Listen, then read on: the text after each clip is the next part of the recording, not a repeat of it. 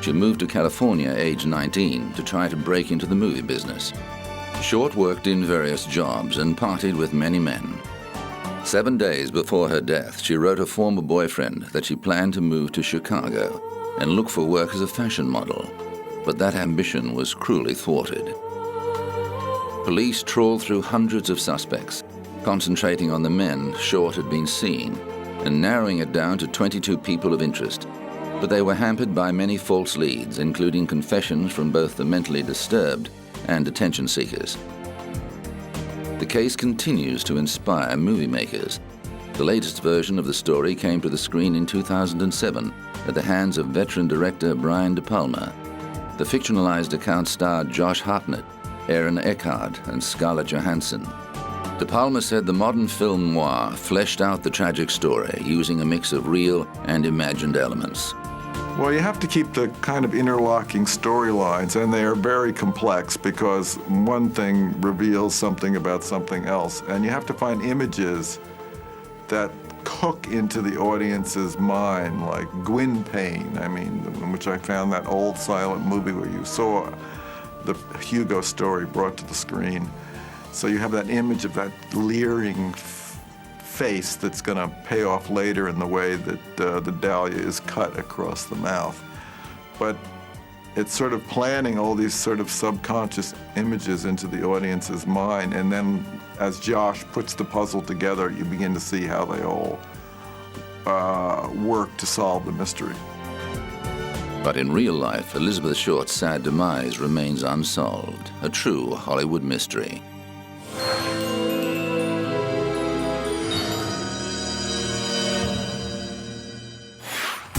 On April the 19th, 1995, former U.S. Army soldier and decorated veteran of the First Gulf War, Timothy McVeigh, demonstrated his hatred of government authority by detonating a 5,000-pound truck bomb outside the Alfred P. Murrah Federal Building in Oklahoma City.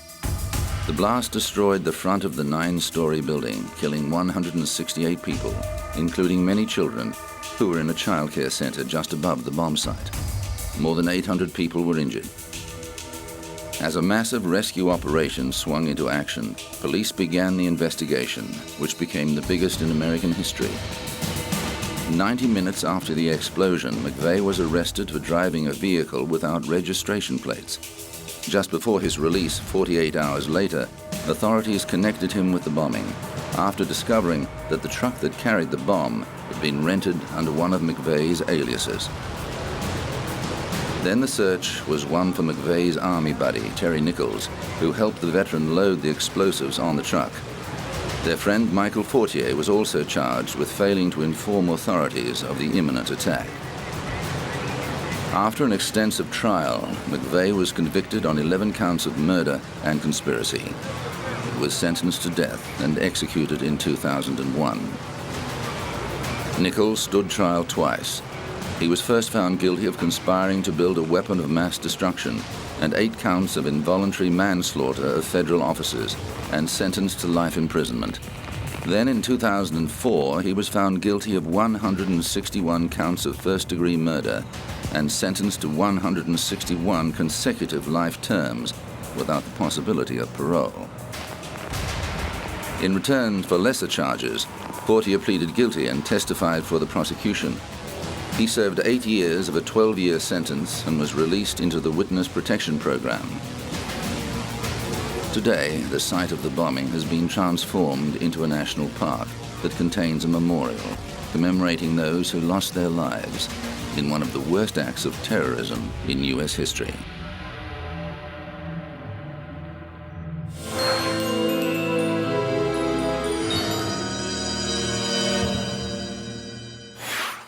Legendary French statesman Charles de Gaulle was renowned for his wartime heroics and strong leadership as president of France in a time of great turmoil and change. But as the 1960s wore on, his heavy-handed style did not sit comfortably with thousands of radicalized students and intellectuals who were chafing at the restrictions and prejudices of the previous generation.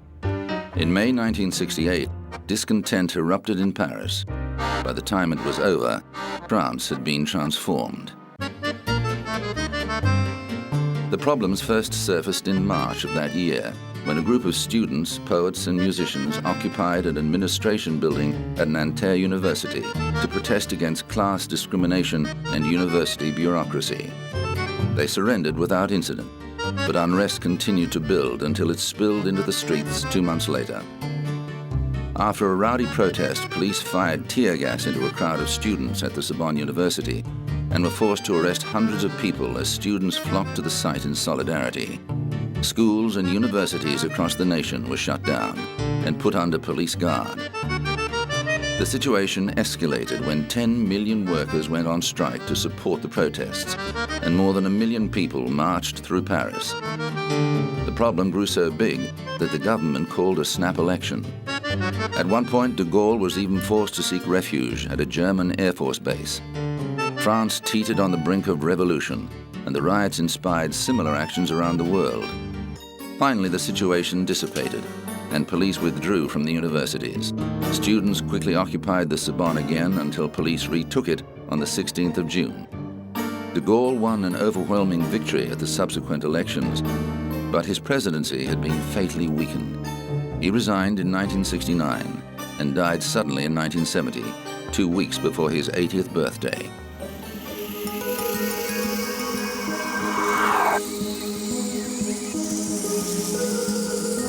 Coming up, the hijack that ended at Dawson's Field.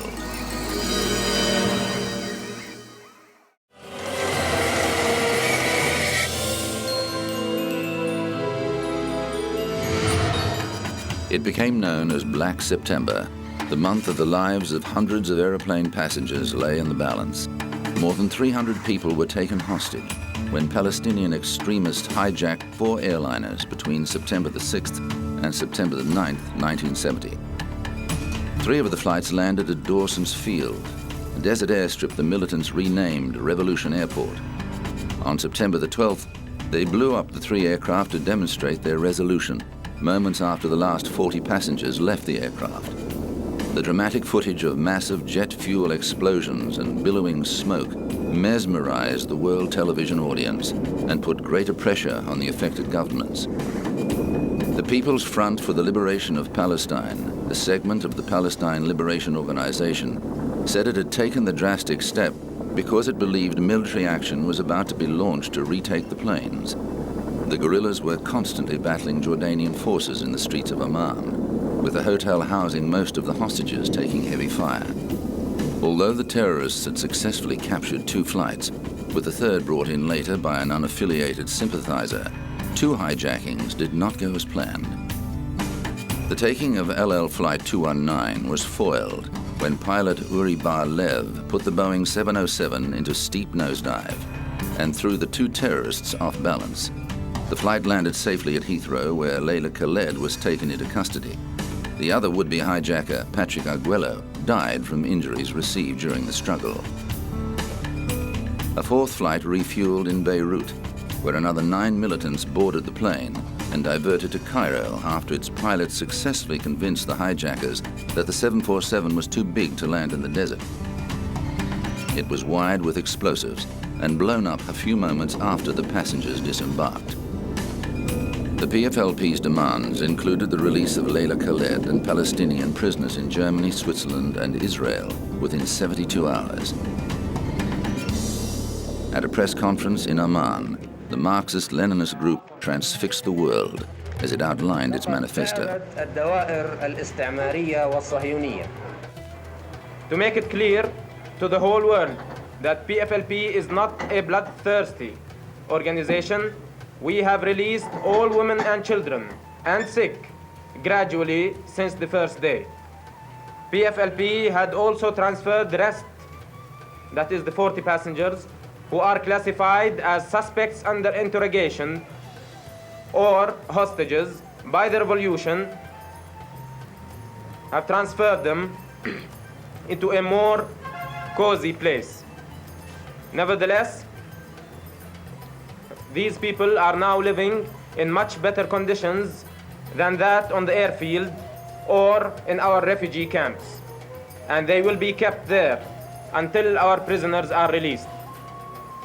PFLP had destroyed completely today the three planes, practicing one of its strategical lines to hit the imperialist and Zionist interests all over the world, and in reaction to the stand of the imperialist and Zionist powers. Behind the scenes, there was tension between allies Britain and the United States after British Prime Minister Edward Heath decided to secretly negotiate with the terrorists. US President Richard Nixon, on the other hand, favored direct military action. He instructed his Secretary of Defense, Melvin Laird, to arrange for PFLP positions to be bombed in retaliation for the hijackings. However, Laird told his president inclement weather made this impossible. He later admitted that this was an excuse to avoid carrying out the order, as he thought it would damage American interests given the country was already fighting a debilitating war in Vietnam. Nixon also announced that armed air marshals would travel on US commercial flights and that security would be stepped up at US airports. Calling hijacking piracy of the skies, he called on the international community to suspend airline services with countries that refused to punish or extradite hijackers. The British government quickly assessed that a military solution was impractical and concentrated on resolving the standoff through diplomacy. It successfully negotiated an extension of the 72-hour deadline, and 6 days later, after an assurance that Khaled would be freed, most of the women and children were released. Jordan's leader, King Hussein, ended his policy of tolerating Palestinian militant activities in his country and launched an all-out war on the Palestinian Liberation Organization. The situation reached crisis point when Syrian tanks crossed the border. Hussein took the unprecedented step of secretly requesting that Israel launch a counterstrike, an appeal it denied. Within a year, the PLO had been driven from Jordan and set up headquarters in Lebanon, an act that was to have bloody consequences for that country. But the PFLP judged the hijackings a success. Spokesman Bassam Abu Sharif recalled the confusion among some of the American passengers who had no sense of the geography or history of the Middle East. One man thought they'd landed in Africa. No, Abu Sharif told him, you are in Jordan and we are Palestinian guerrillas. The man had never heard of Palestine. By the time the situation was resolved, many more Americans knew about the Palestinians' grievances. The events of Black September were the prelude to a more violent chapter in the struggle for the Palestinian cause. The 1970s saw several more hijacks and some deadly actions, including the massacre of Israeli athletes at the 1972 Munich Olympics and the murder of 27 people in the lobby of Israel's Lod Airport. Layla Khaled now lives in Jordan with her husband and sons and has renounced her support of hijacking as a valid means of protest. However, she says she stands by her actions in 1970 and believes the hijackings brought the Palestinian cause to world attention and demonstrated that governments could be held to ransom when the lives of their citizens were under threat. After the Dawson's Field hijackings, air travel was never the same again.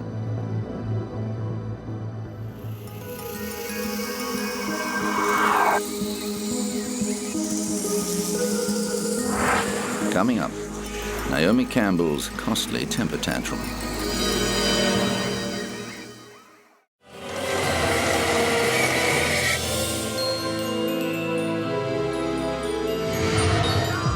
World-famous supermodel Naomi Campbell attracts attention wherever she goes. Since starting on the catwalk at the tender age of 15, Campbell has built a lucrative career in the beauty industry. She's appeared on the cover of Vogue, posed nude for Playboy, and starred in a string of music videos. Her ghost-written novel Swan was a bestseller, and she's worked on many charity projects for the people of sub-Saharan Africa. Campbell counts former South African leader Nelson Mandela as one of her friends. But as well as her exotic beauty, the model is also renowned for her fiery temper, a trait that has got into hot water on more than one occasion. In 2000, Campbell pleaded guilty to assaulting her assistant Georgina Galanis with a phone. The Toronto court cleared her record in exchange for her expression of remorse. Just 6 years later, Campbell was back in court, this time accused of attacking her housekeeper, Anna Scavolino, with a jewel-encrusted mobile phone after becoming enraged over a missing pair of jeans. The housekeeper was treated for a head injury following the incident. Campbell did not appear at the initial hearing, and a bench warrant was issued for her arrest. But after her lawyer explained why she couldn't attend, Manhattan Criminal Court Judge Evelyn Laporte took back the warrant. The case was adjourned to November the 15th, 2006. The defense and prosecution were unsuccessful in cutting a deal, so the supermodel was forced to front court on the agreed date, clad demurely in a stylish, figure-hugging black dress. Her lawyer said Campbell hoped to reach an agreement that would only require community service. The model faced up to 7 years in prison and deportation back to Britain if convicted on an assault charge. The defense attorney also said he didn't want Campbell in a situation like 80s musical icon Boy George, who was followed by reporters when he did community service for the sanitation department after pleading guilty to falsely reporting a burglary. He said Campbell was fully aware of the gravity of the situation. Naomi is taking it seriously, but I don't think that's any big whoop, because no one who's gone through the system, who's been arrested and fingerprinted and photographed and brought in front of a judge and bail was set, no one under those circumstances takes these things cavalierly. It's a very, very serious situation.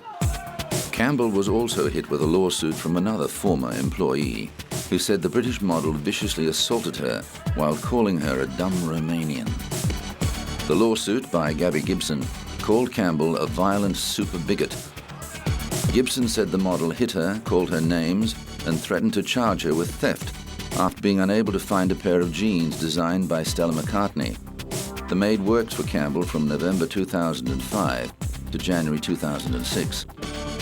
In 2007, a judge denied a legal attempt by the model's lawyers to bar her ex-maid from raising prior examples of her allegedly chronic abusive and repeatedly violent conduct towards her employees. The case has yet to be resolved. Campbell's lawyer said the allegations against his client did not fit the pattern of the supermodel's history of altruism, which has seen her involved in a number of worthy causes. But she's also constantly contributing to the public at large, whether it be cancer research or whether or not it be AIDS research or whether or not it be for providing for underprivileged children like the Nelson Mandela Children's Fund. All over the world, she has done a magnificent job to circumvent all of that and suggest that she's a discriminating individual or a hateful individual is just absurd. It just doesn't fit within the fabric. On the matter of the telephone assault, Campbell's defense team struck a deal with the prosecution that saw the supermodel pleading guilty to reckless assault in exchange for 5 days of community service. Campbell served her sentence at a New York City sanitation department garage, where she swept and mopped offices and bathrooms between the hours of 8 a.m. and 4 p.m. Campbell was also ordered to pay her maid's medical expenses and to attend a 2-day anger management program. But just a year later, Campbell was banned from flying on British Airways after an incident at Heathrow's Terminal 5. The 37-year-old model was arrested on suspicion of assaulting a police officer and later released on bail after being removed from a flight to Los Angeles.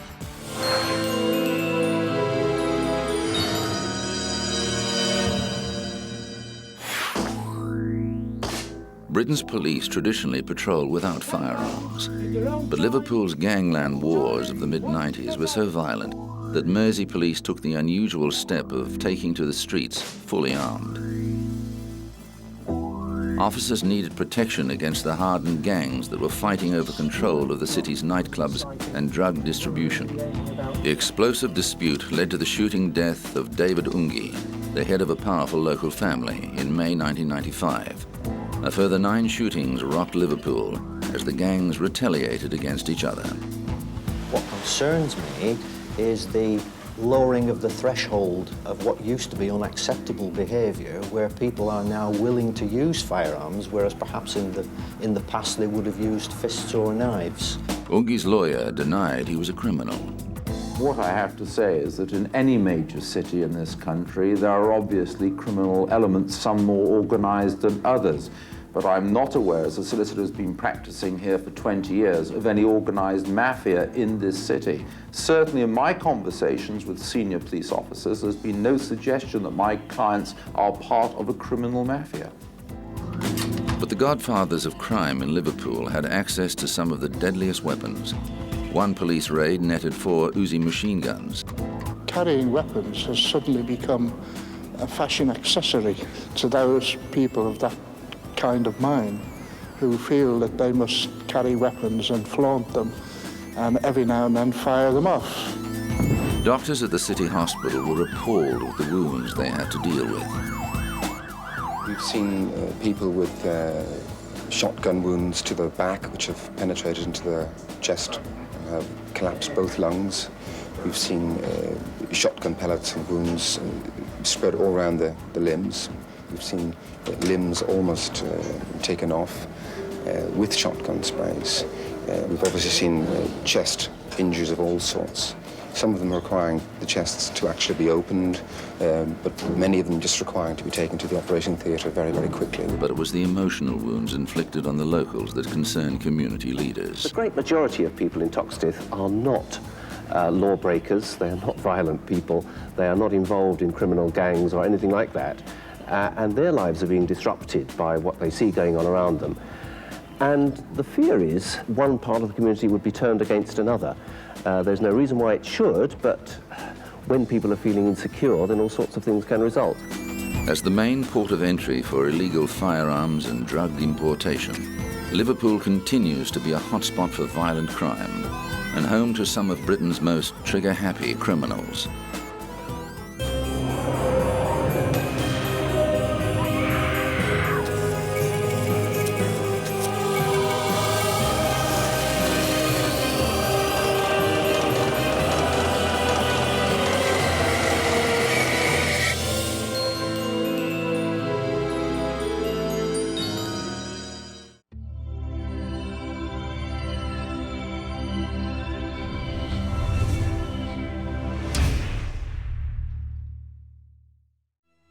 During